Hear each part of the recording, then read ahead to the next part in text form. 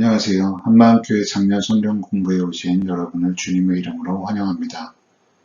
오늘 바울 서신 갈라디아서 6주차에 들어가는 시간입니다. 성경 공부에 들어가기에 앞서 우리 하나님께 기도로 시작하도록 하겠습니다. 거룩하신 하나님, 오늘도 갈라디아서 성경 공부 시간에 우리를 불러주셔서 감사합니다. 우리가 하나님의 말씀을 공부함으로 성경을 바르게 깊이 알게 하시고 우리의 삶 속에서 행함이 있게 하여 주시옵소서.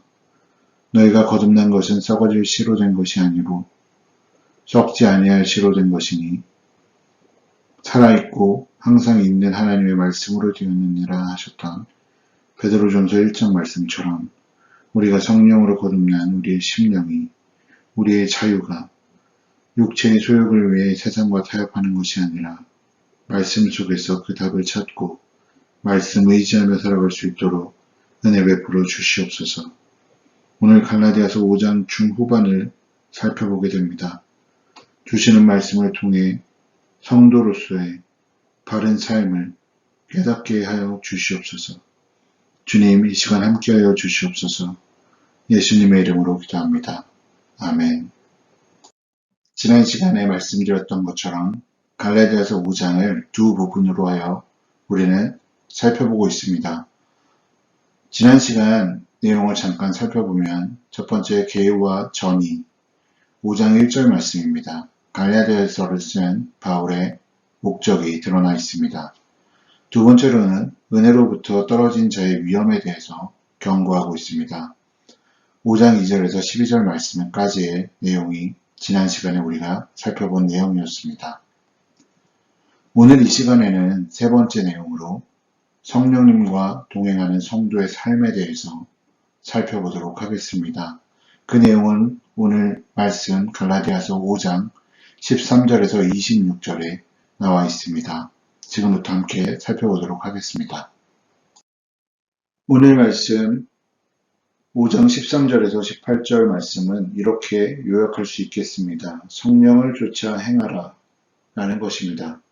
그리스도 예수 안에서 누리는 자유, 이 자유는 이미 사도 바울이 갈라디아서 2장 4절과 4장 26절, 31절 그리고 5장 1절을 통해서 우리에게 말한 바 있습니다.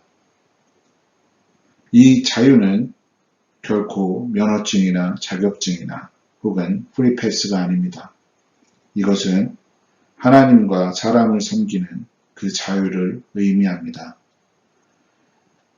5장 1절에서 우리는 그리스도께서 우리를 자유롭게 하려고 자유를 주셨으니 그러므로 굳건하게 서서 다시는 종의 멍에를 매지 말라라는 말씀을 기억합니다. 여기서 우리는 5장 13절 말씀이 굉장히 유사하다는 것을 알 수가 있습니다. 이것은 1절처럼 13절은 새로운 시작의 과도기적 출발점을 의미하는 것입니다. 그리스도께서 우리를 자유롭게 하려고 자유를 주셨으니라고 1절에 언급된 바와 같이 이 말씀을 통해서 본래의 도전을 어쩌면 메아리처럼 들려주고 있습니다. 반면 바울은 다시는 종의 멍에를 매지 말 것을 경고하면서 그의 말씀을 이어가고 있습니다. 오늘 말씀 갈라디아서 5장 13절 말씀에 육체의 기회라는 말이 등장합니다. 여기서 말하는 육체는 헬라어 어원으로 사르크스라는 단어입니다. 이것은 생물학적인 인간의 몸 자체를 나타내는 소마라는 단어와는 달리 인간의 부패성과 죄악성을 나타내는 단어입니다. 사도 바울은 로마서 6장 12절에서 13절 말씀을 통해서도 이 사르크스라는 단어를 사용해서 우리의 몸을, 우리의 육체를 죄를 짓는 데 사용하지 말고 하나님께 의의 무기로 드리라고 교훈하고 있습니다. 또한 육체의 기회에서 기회라는 단어에 대해서 또 살펴보도록 하겠습니다. 이것은 헬라어 어원으로 아프로메라는 단어입니다. 이것은 고린도 후서 11장 12절 말씀에도 같은 아프로메라는 단어를 사용하고 있는데요. 이것은 어떠한 일의 시작점, starting point 또는 구실, 기회 라는 뜻으로 사용되는 단어입니다. 결국 육체의 기회로 삼는다는 것, 하나님께서 우리에게 허락하신 자유를 육체의 기회로 삼는다는 것은 자유를 죄를 짓는데 사용한다는 것을 의미합니다.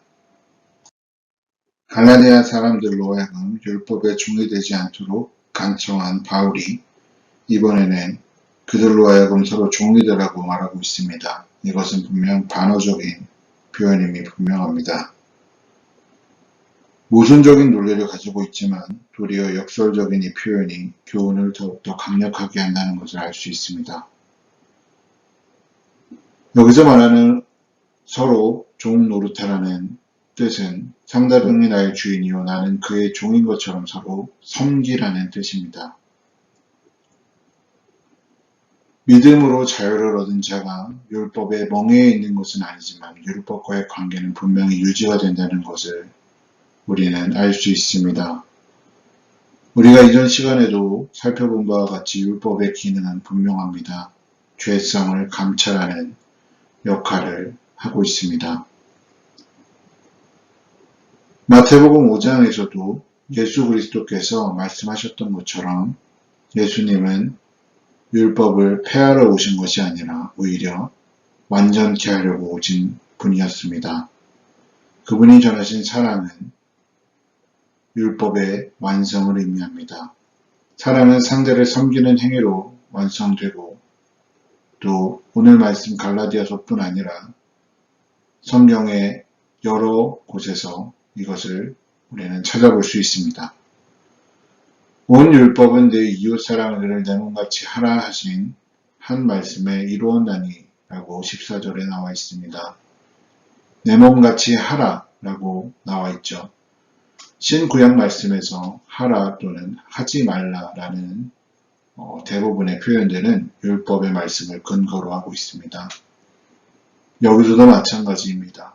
레위기 19장 18절 말씀을 보면 이웃사랑하기를 내 자신과 같이 함으로 율법을 쉽게 요약할 수 있다는 뜻으로 이 이루었나니라는 표현을 해석해 볼 수 있습니다.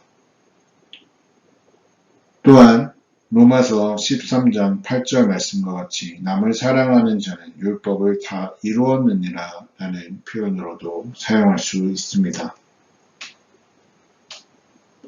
15절 말씀에 보면 만일 서로 물고 먹으면 이라는 표현이 나옵니다. 이것은 말 그대로 상대방을 헐뜯고 비난하는 것을 의미합니다. 요한일서 3장 9절에서 10절 말씀을 보면 그 형제를 사랑치 아니하는 자는 하나님께 속하지 아니한 자라고 성경에서는 말하고 있습니다. 이것은 앞전에 말했던 사랑과는 완전히 상반되는 개념을 의미합니다. 구원받은 성도의 성화는 성령을 쫓아 행함으로 이루어지는 것입니다. 성령을 쫓아라는 것은 헬라어 원어로 푸뉴마티라는 단어입니다. 이 말은 성령으로, 성령의 도우심과 인도하심으로 라는 뜻입니다. 사도 바울은 로마서 8장 13절 14절 말씀을 통해서도 유사한 말씀을 한 바 있습니다. 성도가 성령을 쫓아서 성령의 도우심과 인도하심으로 행할 때 결국 성화는 이루어지는 것입니다. 성화 또한 하나님의 은혜입니다. 그리스도인들은 성령의 인도하심을 받은 자들입니다. 하나님의 백성들이 성령의 도우심과 인도하심으로 의를 행하게 된다는 것은 이미 에스겔 말씀을 통해서 우리가 볼 수 있는 것처럼 구약 성경에 예언된 바가 있습니다. 성도 속에는 육체의 소욕과 성령의 소욕의 싸움이 항상 일어나고 있습니다. 오늘 말씀 17절에서 그 말씀이 나와 있죠. 성령의 싸움은 인간 본성이 타고난 죄악성과 성령의 싸움입니다. 앞에서 우리가 살펴본 바와 같이 육체라는 원어는 사르크스라는 단어이고 단지 몸을 의미하는 소마를 가리키는 것이 아닙니다.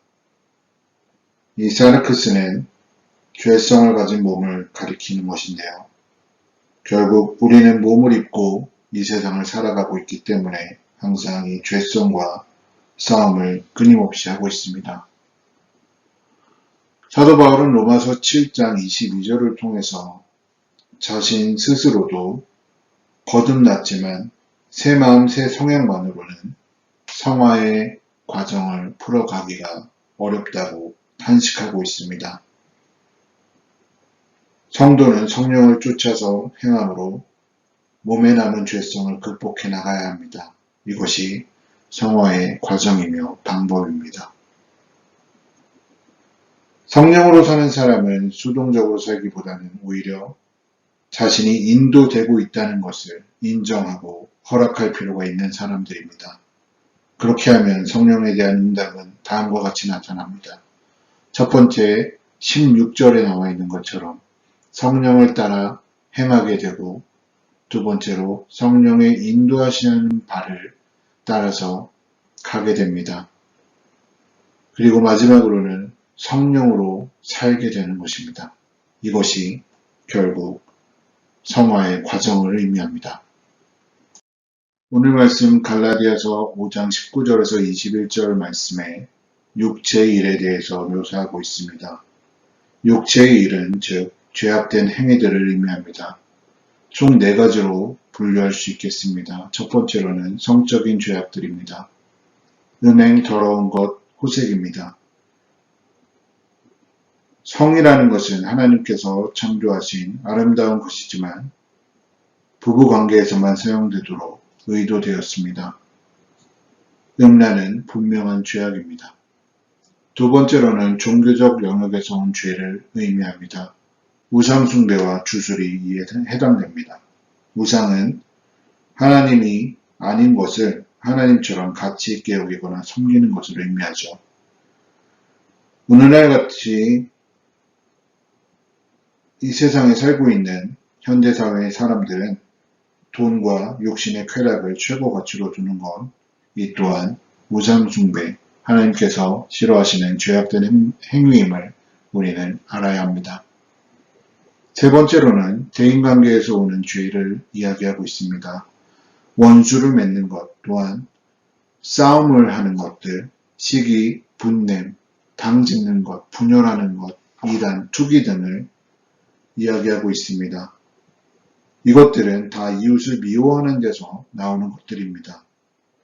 이것은 서로 사랑하라는 새 계명에 완전히 반대되는 것입니다. 물론 정당한 싸움이나 선한 싸움이나 진리의 싸움이 있습니다. 여기 말씀에 나온 것처럼 디모데전서 1장 18절에 보면 우리에게 선한 싸움을 싸우라고 성경은 이야기하고 있습니다. 이것은 의와 진리를 위한 싸움은 우리가 치루어야 할 선한 싸움임을 의미하는 것입니다. 마지막으로 술 취함과 방탕함에 대해서 이야기하고 있습니다. 마약도 마찬가지입니다. 바른 정신을 빼앗아가고 사람을 비현실적으로 환각 상태에 빠뜨리고 이러한 것들은 정말 우리가 멀리해야 하는 죄악된 행동을 유발할 수 있기 때문에 이런 것들은 경계해야 합니다. 사도 바울은 5장 19절에서 21절의 말씀을 통해서 육체의 일, 즉 죄악된 행위들에 대해서 이야기하였습니다. 여기 22절에서 26절에는 그와는 반대되는 개념인 성령의 열매에 대해서 이야기하고 있습니다. 여기에 나오는 열매라는 단어는 헬라어 원어로 카르포스라는 단어를 사용하였습니다. 이것은 단수 명사입니다. 그렇기 때문에 성령의 9가지 열매는 각각 따로 있는 것이 아니라 한 열매에 여러 면이 있다는 것으로 생각해 두시면 좋겠습니다. 성령의 열매는 분리된 것들이 아니고 성령의 인도하심을 받은 바른 신앙생활에서 자연스럽게 맺어지는 하나의 열매에 여러 가지 요소들이 있다는 것이죠. 그 중에 첫 번째로는 그리스도인의 마음의 습성에 대한 세 가지가 있습니다. 또 그리스도인의 대인 관계에 대한 세 가지가 그 다음으로 소개되고 있고, 마지막으로는 그리스도인의 자신과의 관계 속에서 나오는 성령의 열매를 소개하고 있습니다. 사랑은 성령의 열매의 첫 번째입니다. 모든 그리스도인들은 하나님이 사랑이심을 알고 또한 믿음, 소망, 사랑 중 제일이 사랑인 것을 이미 알고 있습니다.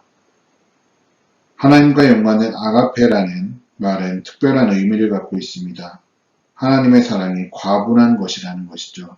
우리가 하나님께 과분한 사랑을 갖고 있다는 것입니다. 우리는 이 사랑을 받기만 하는 것이 아니라 성령님을 쫓아 살아가는 인생을 통하여서 다른 사람에게 이웃을 우리의 몸과 같이 사랑하는 그 사랑으로, 심지어는 원수까지 사랑하는 사랑으로 사랑해야 된다는 것을 의미하고 있습니다. 두 번째 열매는 희락입니다. 희락은 세상에서 행복에 상응하는 그리스도인의 덕성 중에 하나라고 할 수 있습니다. 표면적으로는 행복과 희락은 관계가 있는 것처럼 보이지만, 행복은 환경에 대해서 의존하는 것이지만 희락은 그런 것이 아닙니다. 희락이란 영적으로 잃어버린 것을 찾았을 때 특별히 충만해지는 열매로 소개하고 있습니다. 오늘 말씀에서 보는 것처럼 빌립보서, 데살로니가전서 말씀을 보면 하나님께서는 항상 기뻐하는 삶을 우리에게 원하시는 것입니다. 성령의 세 번째 열매는 화평입니다. 화평은 그리스도인들의 인사말로 많이 쓰였다고 합니다. 이것은 히브리어 샬롬과 같은 말입니다. 샬롬은 여러분들 다 아시는 바와 같이 모든 좋은 것들을 의미합니다. 건강, 나의 환경, 사업, 가정, 이 모든 평화를 의미하는 것이죠. 하지만 여기 쓰인 에이레네라는 것은 그보다 더 깊은 뜻을 가지고 있는 단어입니다. 화평은 그리스도의 십자가에서 그분이 성취하신 것을 하나님이 인간에게 주신 것입니다. 하나님을 아는 모든 사람 사이에서 실제적인 평화를 누린다는 것이죠. 가정에서, 유대인과 이방인 사이에서, 그리고 교회 내에서 성도와 모든 사람들과의 관계 속에서도 화평을 누린다는 것입니다. 그러므로 그리스도인들은 화평을 구하며 그것을 따라야 한다는 것입니다. 이 단어가 어느 정도로 중요성을 갖고 있느냐 하면 신약 성경에 무려 80회나 등장하는 단어입니다. 네 번째 성령의 열매는 오래 참음입니다. 이 오래 참음은 하나님의 성품이시기도 합니다. 아래 말씀 요엘 2장 13절 말씀과 로마서 2장 4절 말씀을 보는 바와 같이 하나님께서는 오래 참으시는 분이십니다. 그 대상이 우리라는 것입니다. 그렇기 때문에 우리도 다른 사람과의 관계에서 참는 것입니다. 그것을 훈련해야 합니다. 시험과 고난 중에 또한 다른 이로 인하여서 해를 받았을 때도 참을 수 있어야 한다는 것입니다. 모든 일은 하나님께서 정하신 때가 있습니다. 우리는 그때를 참고 기다려야 한다는 것입니다. 하나님께서 우리에게 어려운 일들을 주신 것은 우리로 온전한 인격에 되게 하시기 위함이었기 때문에 우리는 그 오래 참음을 통하여서 결국 하나님께 칭찬받는 그러한 성도가 되어야 하는 것입니다. 하나님의 약속을 믿는 자는 오래 참고 기다릴 수 있습니다. 결국 야고보서 1장 12절 말씀과 요한계시록 2장 10절에 나와 있는 생명의 면류관을 상급으로 받게 될 것입니다. 다섯 번째 성령의 열매는 자비입니다. 자비라는 원어는 크레스토테스라는 단어입니다. 친절함을 의미합니다. 하나님께서 우리를 향해 친절하시고 자비로우신 것처럼 우리도 다른 사람들을 향해서 친절하고 자비로운 마음을 가져야 한다는 것입니다. 성령의 6번째 열매는 양선입니다. 양선은 선한 마음을 의미합니다. 남에게 해를 끼치지 않고 유익을 주는 마음이라고 설명할 수 있습니다. 우리는 다른 사람에게 유익을 주고 교회에서는 덕을 세우는 언행을 실천해야 합니다. 이어서 나오는 성령의 열매는 충성입니다. 충성이라는 단어는 원어로 살펴보면 피스티스라는 단어입니다. 이것은 믿음을 뜻합니다. 충성은 믿음이 충만하여 믿을 만한 상태를 가리키는 것입니다. 아무리 많이 배우고 재능이 뛰어난 사람일지라도 믿을 만하지 못한 사람이라면 무슨 일에 쓰임을 받기가 어려운 것입니다. 맡은 자에게 필요한 것은 충성이며 우리는 하나님 앞에 죽도록 충성하라고 성경은 이야기하고 있습니다. 온유라는 단어는 원어로 살펴보면 프라우테스라는 단어인데요. 이것은 온유, 겸손을 뜻하는 단어입니다. 교만은 하나님께서 미워하시는 첫 번째 악이라는 것이죠. 잠언 6장 17절 말씀에 나와 있습니다. 우리는 모든 교만을 버리고 예수님의 품성, 즉 온유와 겸손의 덕을 가져야 하는 것입니다. 마지막 성령의 열매는 절제입니다. 절제는 육체의 욕망을 이기게 하는 기능으로 우리는 알고 있습니다. 우리의 감정이나 시간과 물질에도 사용될 수 있고 1차적으로는 술과 담배, 게임과 같은 중독성이 있는 것으로부터의 절제를 의미하기도 합니다. 잠언 16장 32절 말씀을 보면 노하기를 더디하고 자기의 마음을 다스리는 자가 성을 빼앗는 용사보다 낫다고 말하고 있습니다. 하나님께서 주신 정당한 욕구나 즐거움은 죄가 되지 않지만 그것을 과도하게 추구하거나 거기에 빠지는 것은 나쁘다는 것입니다. 성령의 열매는 율법에 반대되지 않고 오히려 일치하고 있습니다. 성령의 열매는 실상 율법의 성취를 의미하는 것이죠. 우리는 성령을 따라서 행함으로 율법의 요구를 이루게 됩니다. 그러므로 로마서 8장 4절에 나와 있는 것처럼 육신을 쫓지 않고 그 영을 쫓아 행하는 우리에게 율법의 요구를 이루게 하려 하심이니라 라고 말하고 있는 것입니다. 그렇듯이 우리는 성령을 통해서 성령을 의지하며 살아나가야 하는 것입니다. 26절에 보면 헛된 영광에 대한 언급을 하고 있습니다. 헛된 영광을 구하여 서로 격동하고 서로 투기하지 말지니라 라고 나와 있습니다. 여기서 말하는 헛된 영광은 세상의 영광을 의미합니다. 그것은 세상의 부귀, 권세, 명예 등을 가리키는 것입니다. 이런 것들은 영원하지 못하고 단지 얼마 동안만 누리는 헛된 것들임을 우리는 잘 알고 있습니다. 그럼에도 불구하고 우리는 이런 것들을 탐하고 이런 것들을 탐하기 위해서 또 남들을 미워하고 싸우고 죽이고 또 속이고 속는 그런 삶을 살 수 있다고 경고하고 있습니다. 하지만 우리는 이 세상에서 사는 동안에 이 세상이나 세상에 있는 것들을 사랑하지 말아야 한다는 것입니다. 그런 것들은 다 헛된 것들이라고 오늘 성경에서는 말하고 있습니다. 우리는 오직 하나님의 뜻을 행하는 자들, 곧 성령을 쫓아 사는 성도의 삶을 살아야 한다는 것이죠.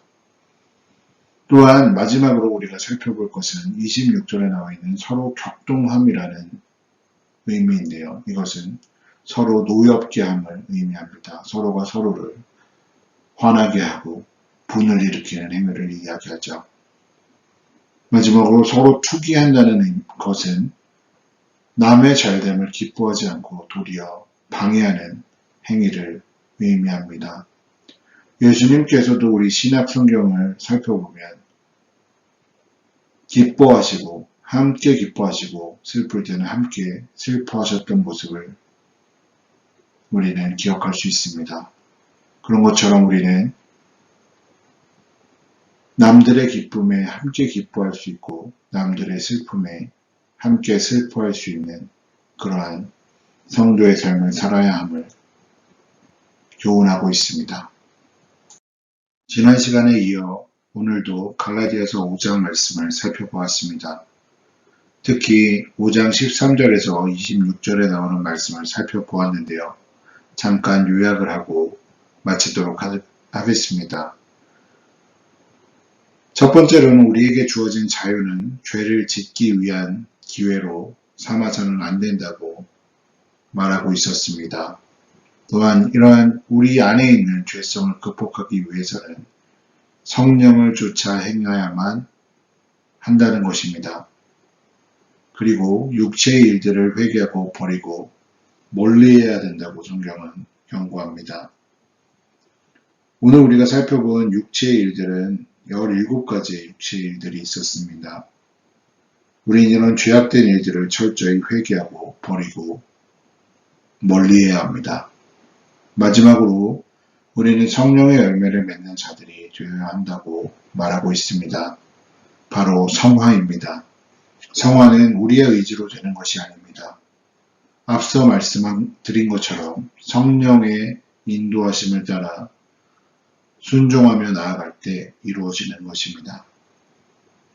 구원받는 성도들 속에서 성령님께서 오셔서 영원히 거하시고 그들을 감동시키시고 지도하시는 그러한 일들입니다. 우리가 살고 있는 이 세상의 가치는 세상 지식이나 돈이 많음이나 사회적 지위가 어떠한가에 따라서 가늠될 수 있습니다. 하지만 성도의 가치는 그들의 믿음과 성화의 정도, 특히 오늘 살펴본 성령의 열매를 맺는 인격과 그들의 삶에 달려있다는 것입니다. 오늘 성경 공부 여기까지 하겠습니다. 기도로 마치도록 하겠습니다. 함께 기도하시겠습니다. 우리를 사랑하시는 하나님 아버지, 우리에게 보혜사 성령님을 보내주심을 감사드립니다. 우리 안에 있는 죄성을 성령님의 도우심으로 극복하게 하시고 우리가 성령님의 인도하심 따라 살아가길 간절히 원합니다. 육체의 소욕을 따라서 쌓여가는 썩어진 것들을 우리의 삶을 맡기지 않게 도와주시고 오늘 주신 말씀처럼 성령님을 쫓아 성령의 아름다운 열매가 우리에게 맺히는 은혜를 경험케 하여 주시옵소서. 우리가 참 그리스도인, 참 성도가 되어갈 수 있도록 하나님 은혜 베풀어 주시옵소서. 우리를 구원하신 예수 그리스도 이름으로 기도합니다. 아멘.